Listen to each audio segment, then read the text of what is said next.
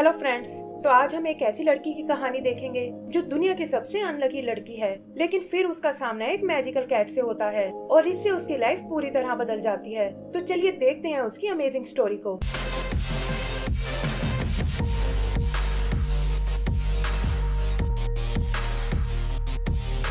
तो मूवी के शुरू में हम सैम को देखते हैं जो अपनी फ्रेंड हेजल के साथ वीडियोस बना रही है और पता चलता है कि वो दोनों यहाँ एक ऑर्फनेज में रहती हैं। तभी अचानक उनका सारा सेटअप टूट जाता है और हेजल कहती है कि तुम्हारी किस्मत तो सच में बहुत खराब है और हमें तुम्हारे लिए गुड लक ढूंढना होगा। फिर वो अपने इकट्ठे किए हुए कुछ लकी आइटम्स उसे दिखाती है और बताती है कि अब मुझे बस एक लकी कॉइन की जरूरत है और फिर कोई न कोई मुझे अडॉप्ट जरूर कर लेगा। सैम उसे विश्वास दिलाती है कि वो उसके लिए कॉइन जरूर ढूंढ लाएगी और इससे उसका गुड लक और बढ़ जाएगा। तभी उनकी वार्डन वहाँ आती है और बताती है कि ईव नाम की सोशल वर्कर सैम को लेने आई है। हेजल ये सुनकर उदास हो जाती है क्योंकि बड़ी हो जाने के कारण सैम को अनाथालय छोड़कर जाना होगा। सैम वार्डन से रिक्वेस्ट करती है कि मैं हेजल के अडॉप्ट होने तक यहीं रुकना चाहती हूँ, लेकिन वार्डन कहती है कि अब तुम 18 साल की हो चुकी हो और रूल्स के हिसाब से तुम्हें मूव करना होगा। वो उसे फ्राइडे वाले दिन विजिटिंग आवर्स में आने को कहती है क्योंकि हेजल की फोस्टर फैमिली भी उसी दिन आ रही है और सैम को भी उसकी बात माननी पड़ती है। फिर वो हेजल से प्रॉमिस करती है कि फ्राइडे को मैं तुमसे मिलने जरूर आऊंगी और होपफुली मेरे पास तुम्हारा लकी कॉइन भी होगा। बाहर ईव उसे उसका सामान देती है जिसमें उस वक्त की पिक्चर है जब पहली बार किसी ने उसे अडॉप्ट किया था, लेकिन अनलकी होने के कारण वो ज्यादा दिन उनके साथ नहीं रह पाई और तब से काफी सारी फैमिलीज उसे रिजेक्ट कर चुकी हैं। ईव उससे आगे के प्लान के बारे में पूछती है और सैम बताती है कि उसने एक स्टोर में अपने लिए जॉब ढूंढ ली है और कल सुबह उसे ज्वाइन करना है। आगे सैम अपने अपार्टमेंट की चाबी को भी गटर में गिरा देती है और ईव एक नई चाबी देकर बोलती है कि जल्दी ही तुम्हारा लक चेंज हो जाएगा। सुबह भी हम उसके बैड लक की कुछ झलकियां देखते हैं जहां वो कोई भी काम ठीक से नहीं कर पाती, लेकिन किसी तरह मैनेज करते हुए अपनी जॉब तक पहुंच जाती है। वहाँ वो अपने बॉस मार्विन से मिलती है जिसे लगता है कि सैम उसके स्टोर के लिए बेस्ट चॉइस है, लेकिन जल्दी ही उसका ये भ्रम टूट जाता है और वो देखता है कि सैम ने तो स्टोर में तबाही मचा दी है। तंग आकर वो सैम को बाहर ले आता है और कहता है कि शॉपिंग कार्ट संभालने में तो कोई प्रॉब्लम नहीं हो सकती। अगले दिन सैम हेजल से मिलने जाती है जहाँ वार्डन से पता चलता है कि हेजल की फोस्टर फैमिली ने अपना प्लान कैंसिल कर दिया है, लेकिन साथ ही वो ये भी बताती है कि संडे को एक नई फैमिली आने वाली है। फिर सैम हेजल से मिलती है जो अडॉप्ट ना होने के कारण बहुत दुखी है और सैम उसे यकीन दिलाती है कि जल्दी उसे एक अच्छी सी फैमिली मिल जाएगी, लेकिन हेजल को लगता है कि उसका गुड लक कहीं रुका हुआ है और वो सैम से उस लकी कॉइन को जल्दी से ढूंढने को कहती है। आगे हम सैम को एक सैंडविच खाते हुए देखते हैं और तभी एक ब्लैक कैट कहीं से आकर उसके पास बैठ जाती है। सैम भूखा समझकर सैंडविच का एक टुकड़ा उसे देती है और कहती है कि काश मेरी लाइफ भी तुम्हारी तरह टेंशन फ्री हो सकती, लेकिन मेरा बैड लक तो मुझसे भी 2 कदम आगे चलता है और शायद इसका साया हेजल पर भी पड़ गया है। तभी वो कैट वहाँ से उठकर भाग जाती है और सैम देखती है कि नीचे जमीन पर एक कॉइन पड़ा हुआ है और वो उसे उठाकर अपनी पॉकेट में रख लेती है। सुबह आँख खुलने पर वो देखती है कि आज उसके सारे काम अच्छे से हो रहे हैं, जैसे होमवर्क अपलोड होना, मैचिंग सॉक्स मिलना और यहाँ तक कि उसका शावर भी काम कर रहा है। तभी उसकी पॉकेट से वो कॉइन निकल कर गिरता है जिस पर अजीब से डिजाइन बने हुए हैं और उसे लगता है कि शायद ये कोई लकी कॉइन है। वो उस कॉइन को टेस्ट करके देखती है और उसे कंफर्म हो जाता है कि ये सच में एक लकी कॉइन है। फिर वो अनाथालय में वार्डन को कॉल करती है और बताती है कि शाम को मैं हेजल को एक सरप्राइज देने वाली हूँ। स्टोर में भी उसका दिन बहुत अच्छा जाता है और मार्विन को यकीन नहीं होता कि एक ही दिन में वो इतनी एफिशिएंट कैसे बन गई, लेकिन किस्मत को शायद कुछ और ही मंजूर था क्योंकि सैम गलती से उस कॉइन को एक टॉयलेट में गिरा देती है और उसे निकालने के चक्कर में वो फ्लश हो जाता है। शाम को सैम उसी ब्लैक कैट से मिलती है और उसे बताती है कि कैसे कल उसे यहाँ से एक लकी कॉइन मिला था, लेकिन उसने गलती से उसे फ्लश कर दिया। ये सुनकर वो कैट चौंक जाती है और कहती है कि ये आखिर तुमने क्या कर दिया। सैम भी उसे बोलता देखकर बहुत हैरान होती है और तभी वो देखती है कि उसके कॉलर पर भी कॉइन जैसा डिजाइन बना हुआ है और वो समझ जाती है कि वो कॉइन इसी कैट ने मुझे दिया था। वो कैट से वैसा ही एक और कॉइन देने को कहती है, लेकिन देखती है कि कैट तो उससे डरकर भाग रही है। वो भी उसका पीछा करती है, लेकिन बहुत कोशिश करने पर भी कैट उसके हाथ नहीं आती और इससे सैम उदास हो जाती है। तभी उसे कुछ आवाज सुनाई देती है और वो देखती है कि पीछे गली में वो कैट बैठी हुई है जो एक पोर्टल खोलकर उसमें कूद जाती है। सैम को ये सब थोड़ा अजीब लगता है, लेकिन कॉइन लेने के चक्कर में वो भी उसके पीछे उस पोर्टल में चली जाती है और वो उसे एक दूसरी दुनिया में ले आता है। कैट उसे वहाँ देखकर डर जाती है और कहती है कि एक इंसान को यहाँ नहीं आना चाहिए था। सैम कहती है कि अगर ऐसा है तो मैं यहाँ से चली जाऊंगी, लेकिन उसके बदले मुझे एक लकी कॉइन चाहिए। तब कैट उसे बताती है कि तुम इस वक्त गुड लक सिटी में हो और अगर किसी ने तुम्हें देख लिया तो मेरे लिए प्रॉब्लम खड़ी हो जाएगी। तभी कुछ आवाज सुनकर वो सैम को छुपने को कहता है और वो देखती है कि 2 लेप्रिकॉन्स वहाँ उससे मिलने आए हैं। पता चलता है कि इस कैट का नाम बॉब है और जो कॉइन सैम ने घुमाया था वो ये कैट्स अपने ट्रेवल के लिए यूज करती हैं और बिना इसके बॉब सिटी के अंदर नहीं जा सकता। सैम को ये भी पता चलता है कि सिटी के अंदर एक कॉइन डिपो है जहाँ से ये सारे कॉइन्स इशू किए जाते हैं और वो बॉब से कहती है कि क्यों ना हम अंदर जाकर एक और कॉइन ले आए जिससे हेजल के साथ साथ तुम्हारी भी प्रॉब्लम सोल्व हो जाएगी। बॉब भी कुछ सोचकर उसकी बात मान जाता है और सैम कहती है कि फिलहाल अंदर जाने के लिए तुम मेरे बटन का यूज कर सकते हो। आगे उनका सामना एक कैप्टन नाम के लेप्रिकॉन से होता है जो यहाँ की सिक्योरिटी हेड है, लेकिन उस बटन की मदद से बॉब और सैम उससे बच निकलते हैं। फिर बॉब उसे लेप्रिकॉन्स के लॉकर रूम में ले आता है और बताता है कि ये मेरे दोस्त जेरी का लॉकर है जिसकी जॉब इस वक्त कॉइन डिपो में है। सैम वो कपड़े पहनकर एक लेप्रिकॉन बन जाती है और बॉब सबको बताता है कि ये लैटविया नाम के एक मैजिकल कंट्री से आई है जहाँ के लेप्रिकॉन्स बहुत बड़े होते हैं। आगे वो जेरी से मिलने उस कॉइन डिपो में आते हैं जो सैम के साइज को देखकर बहुत इम्प्रेस होता है और तब बॉब उसे कहता है कि सैम कॉइन डिपो का एक टूर करना चाहती है। जेरी इसके लिए तैयार हो जाता है और बताता है कि आज हम कॉइन्स को पॉलिश करने वाले हैं और तुम भी इसमें हमारी मदद कर सकती हो। सैम वहाँ उन कॉइन्स को चुराने की कोशिश करती है लेकिन देखती है कि एक सकिंग मशीन उन्हें खींचकर ऊपर ले जाती है और तभी उसके हाथ में अपना खुद का बटन आ जाता है। जल्दी ही सैम के बैड लक से वहाँ गड़बड़ हो जाती है और वो बटन भी उससे छूटकर उस मशीन में चला जाता है। लेप्रिकॉन्स बिल्डिंग को खाली करा लेते हैं और बॉब सैम को बताता है कि अब कैप्टन को बटन के बारे में पता चल जाएगा और हमें कॉइन को भूलकर यहाँ से निकल जाना चाहिए।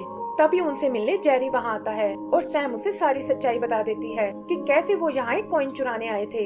जेरी ये सुनकर घबरा जाता है और कहता है कि कैप्टन इसके लिए तुम्हें बैड लक सिटी में भेज देगी जो गुड लक सिटी के ठीक नीचे बनी हुई है।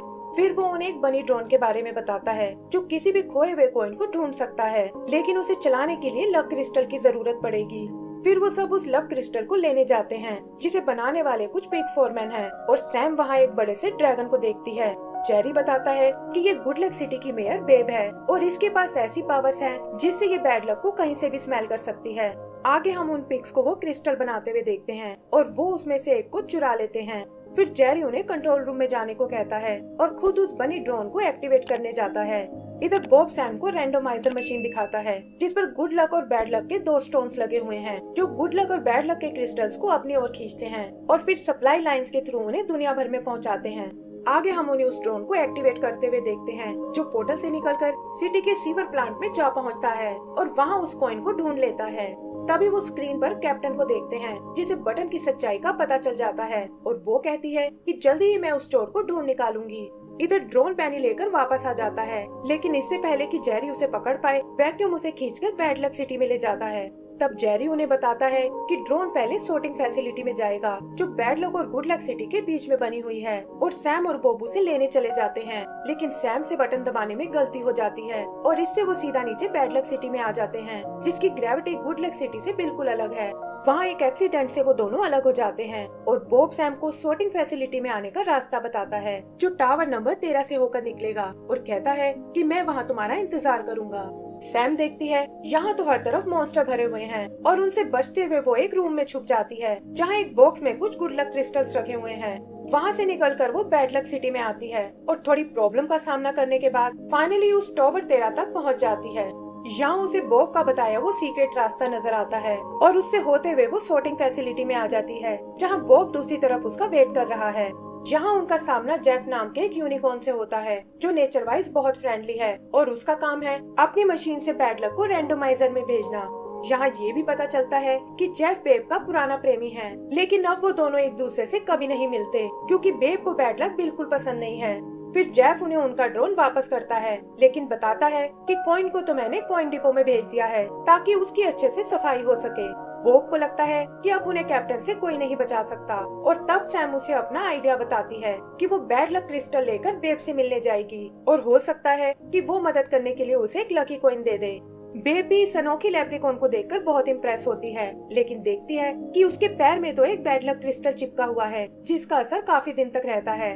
सैम भी अनलकी होने की एक्टिंग करती है और जैसा कि उसने सोचा था बेब उसे अपना एक लकी कॉइन देती है और कहती है कि ये तुम्हारे बैड लक को खत्म कर देगा। सैम उसे लेकर वापस बॉब के पास आती है, लेकिन देखती है कि कैप्टन ने उसे पकड़ लिया है और वो उसे बैड लक सिटी में ट्रांसफर करने वाली है। सैम तुरंत जाकर उसे रोक लेती है और वो कॉइन देकर कहती है कि बॉब ने गलती से इसे गिरा दिया था। कैप्टन को बॉब को छोड़ना पड़ता है और बॉब सैम से पूछता है कि ये कॉइन तो तुम हेजल को देना चाहती थी। तब सैम कहती है कि तुम्हें फंसाकर मैं हेजल की मदद नहीं करना चाहती, और वैसे भी मेरे पास एक ऐसा प्लान है जिसमें हमें कॉइन की जरूरत ही नहीं पड़ेगी। फिर वो बॉब को लेकर जेफ की बैड लक मशीन के पास आती है और कहती है कि अगर मैं इसे ही बंद कर दूं तो दुनिया में बैड लक जाना बंद हो जाएगा और हमारी सारी प्रॉब्लम्स भी सॉल्व हो जाएंगी। जेफ से छुपते हुए वो उसकी मशीन को बंद कर देते हैं और देखते हैं कि दुनिया में अब बस गुड लक ही जा रहा है। फिर वादे के मुताबिक सैम वहाँ से वापस जाने लगती है, लेकिन पता चलता है कि वैक्यूम से बैड लक लीक हो रहा है। इधर जेफ भी अपनी मशीन को देख लेता है और भागकर उसे स्टार्ट करने जाता है। बॉब और सैम उस रैंडमाइजर को चेक करने आते हैं और तभी एक तेज प्रेशर के साथ बैड लक पूरी गुड लक सिटी में फैल जाता है। इससे वहाँ की सारी फैसिलिटीज नष्ट हो जाती हैं और सप्लाई लाइन से सिर्फ बैड लक दुनिया में जाने लगता है। इसका असर हेजल की किस्मत पर भी पड़ता है और वो देखते हैं कि उसकी फोस्टर फैमिली आज भी नहीं आई। बेब भी सिचुएशन को चेक करने आती है और देखती है कि रैंडमाइजर के दोनों स्टोन नष्ट हो गए हैं और इससे लक की सप्लाई लाइन पूरी तरह से बंद हो गई है। यहाँ बेब को सैम की सच्चाई का भी पता चलता है और वो कहती है कि देखो तुम्हारी गलती ने क्या कर दिया और अब दुनिया में गुड लक और बैड लक नाम की कोई चीज नहीं है। कैप्टन और जेरी भी बॉब से बहुत डिसअपॉइंट होते हैं और वो सैम से कहता है कि ये सब मेरी ही गलती है और मुझे तुम्हें पहले ही वापस भेज देना चाहिए था। सैम इसे ठीक करने का तरीका पूछती है, लेकिन बॉब कहता है कि बिना स्टोन के रैंडमाइजर चालू नहीं हो सकता और स्टोन्स बनाने के लिए हमें क्रिस्टल की जरूरत पड़ेगी। ये सुनकर सैम को कुछ याद आता है और वो बताती है कि उसने बैड लक सिटी में कुछ गुड लक क्रिस्टल देखे थे और वो उसे लेने वापस नीचे जाते हैं। सैम उन्हें उस रूम तक लेकर आती है और पता चलता है कि ये तो एक मॉन्स्टर बार है जिसका मालिक रूटी नाम की एक जाइंट रूट है और वो और बॉब एक दूसरे को पहले से जानते हैं। सैम रूटी को ऊपर हुई प्रॉब्लम के बारे में बताती है और कहती है कि हम यहाँ कुछ गुड लक क्रिस्टल्स लेने आए हैं। तब रूटी उन्हें एक जार दिखाता है जिसे गुड लक के लिए उसने अपने गेम मशीन में लगाया हुआ था और कहता है कि इसे तुम अपने साथ ले जा सकते हो और जैसे ही रैंडमाइजर ठीक हो जाएगा मैं इन्हें फिर से इकट्ठा कर लूंगा। सैम उससे कुछ बैड लक क्रिस्टल भी मांगती है और उन्हें लेकर वो बेब के पास आ जाते हैं और हम देखते हैं कि जेफ भी उनके साथ आया है। बेब जेफ को दोबारा देखकर बहुत खुश होती है और तब वो उसे वो जार दिखाते हैं। जेफ बेब से कहता है कि तुम्हारी आगे इन क्रिस्टल्स को स्टोन में बदल सकती है और बेब भी ऐसा करने में बिल्कुल देर नहीं करती। जल्दी ही वो क्रिस्टल्स स्टोन में बदल जाते हैं, लेकिन पता चलता है कि बेब ने गुड लक के 2 क्रिस्टल्स बनाए हैं। सैम उससे इसका कारण पूछती है और बेब बताती है कि अब मशीन में बस गुड लक स्टोन्स ही लगेंगे क्योंकि वो दुनिया से बैड लक को हमेशा के लिए मिटाना चाहती है।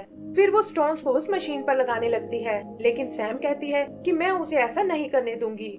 वो बैड लक सिटी की उल्टी ग्रेविटी का फायदा उठाती है और बेब से पहले मशीन के दूसरे होल तक पहुंच जाती है। वो कहती है कि दुनिया को गुड लक के साथ साथ बैड लक की भी जरूरत है और ये दोनों मिलकर ही इस बैलेंस को बना सकते हैं।